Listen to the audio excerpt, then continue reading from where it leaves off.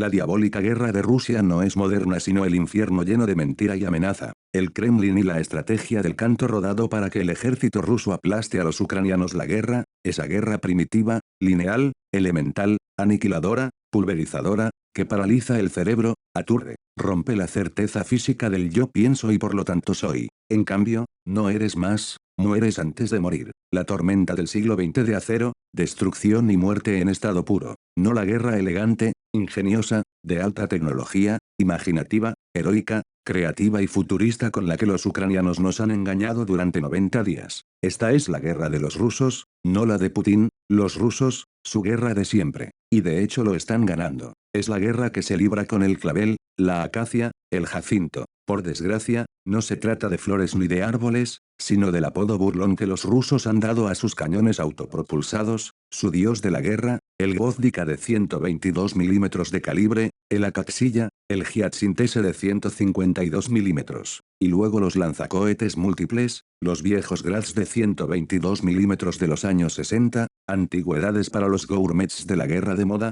pero que matan, o cómo matan. Junto a los nuevos, el Uragan de 220 milímetros y el monstruoso Smerch, turbinas, 300. El arte de ganar, desde tiempos inmemoriales, ha consistido en arrastrar al adversario por la astucia o por la fuerza a librar su guerra. Aquella para la que tiene talento, está mejor preparada en medios y táctica, o la que se adapta al terreno que ha elegido. Semana tras semana, los rusos, en el Donbass, han arrastrado a los ucranianos a su guerra, esa en la que son maestros, la de las ametralladoras. Hay que imaginarse esas antiguas y gigantescas muelas que aún se pueden ver en los viejos molinos del siglo XIX. Un enorme peñasco gira sobre otra losa de pizarra y poco a poco, grano a grano, el trigo, la avena, todo se reduce a polvo. Esta es la guerra rusa que desgraciadamente está pulverizando el Donbass. El tamborileo de la artillería rusa crece como si una tormenta flotara sobre nuestras cabezas, acumulando gigantescas ondas sonoras y enviándolas a estrellarse contra las ciudades,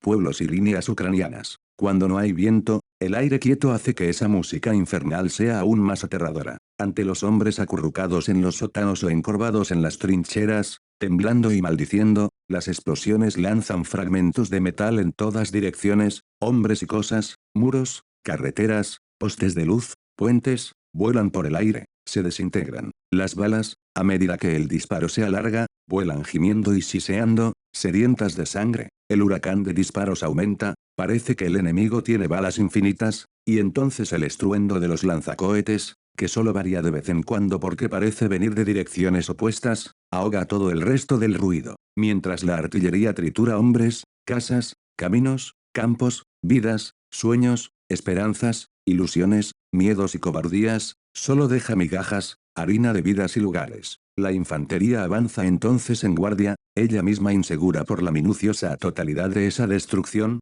pisoteando lo que fue y ya no será. Es extraño que los generales ucranianos no previeran que la guerra, tarde o temprano, se convertiría en esto y que se arriesgaban a perderla. Después de todo, salieron de las mismas academias militares que sus enemigos en Moscú, aprendieron las mismas nociones. En la guerra, la propaganda es indispensable, a veces incluso virtuosa si se es víctima de una agresión. El riesgo, sin embargo, es que en algún momento se empiece a creer lo que se ha inventado para debilitar al enemigo y motivar a los que pueden ayudarle. Tal vez los ucranianos creían que el ejército ruso, rechazado en las primeras semanas, era en realidad un amasijo impotente de soldados desmotivados o saqueadores, que los tanques eran hierros viejos que se podían aniquilar con un dron de jardín, que los jóvenes en quads podían detener divisiones enteras. Pero la guerra es hegeliana por desgracia, impone el imperio de los hechos, de lo que es. El resultado no es una conclusión inevitable. Tal vez el avance ruso se detenga, nuevas armas americanas, igualmente artillería pesada,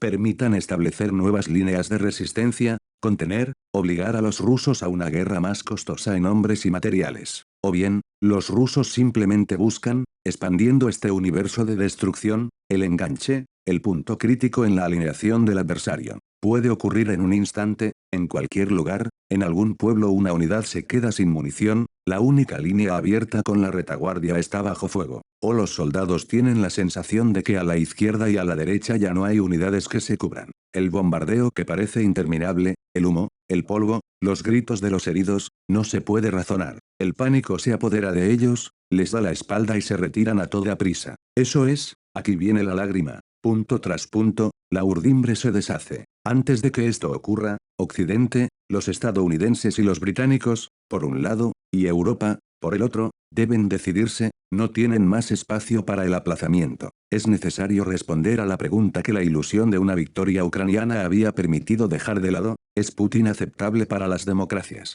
¿Puede coexistir en un orden mundial que no esté dominado por el miedo y la prevaricación a través de la fuerza? Si la respuesta es no, como aseguraban hasta ayer Biden y Johnson, entonces para salvar a Ucrania hay que ir directamente a la guerra. La idea de consumir al autócrata de Moscú con una larga y venenosa guerra de guerrillas llevada a cabo sobre el terreno por los ucranianos está superada por los hechos. Si Putin puede convivir con las democracias hay que convencer a Zelensky de que no se haga ilusiones, que todo lo que han ganado los rusos desde 2014 está definitivamente perdido, que les diga la verdad a los ucranianos. Entonces será necesario no llamar por teléfono a Moscú, sino tratar abiertamente con Moscú. Hubo una buena idea en el metafísico plan de paz italiano, que aparentemente solo existió en tweets y periódicos y no fue depositado en las cancillerías, abriendo una nueva temporada de diplomacia creativa, hipotética y desechable. Fue la propuesta de convocar una conferencia sobre el equilibrio de poder en Europa tras el alto el fuego, una concesión dolorosa porque este era el verdadero acoso de Putin, pero necesaria. Одного ранку, ще на світанку, земля здригнулась і враз закипіла наша кров, ракети з неба, колони танків, і заревів старий Дніпро. Ракети з неба, колони танків, і заревів старий Дніпро. Ніхто не думав, ніхто не бачив, яка насправді бува українська лють, катів проклятих, безжально мочим тих, що на нашу землю пруть. Катів проклятих, безжально мочим тих, що на нашу землю пруть. В теробороні найкращі хлопці, самі герої воюють у наших ЗСУ, і джевеліни, і байрактари за Україну б'ють русню. І джевеліни, і байрактари за Україну б'ють русню. А наші люди, а українці проти русні об'єднали вже цілий світ, і скоро зовсім русні не буде, і буде мир на всій землі. І скоро зовсім русні не буде, а буде мир на всій землі.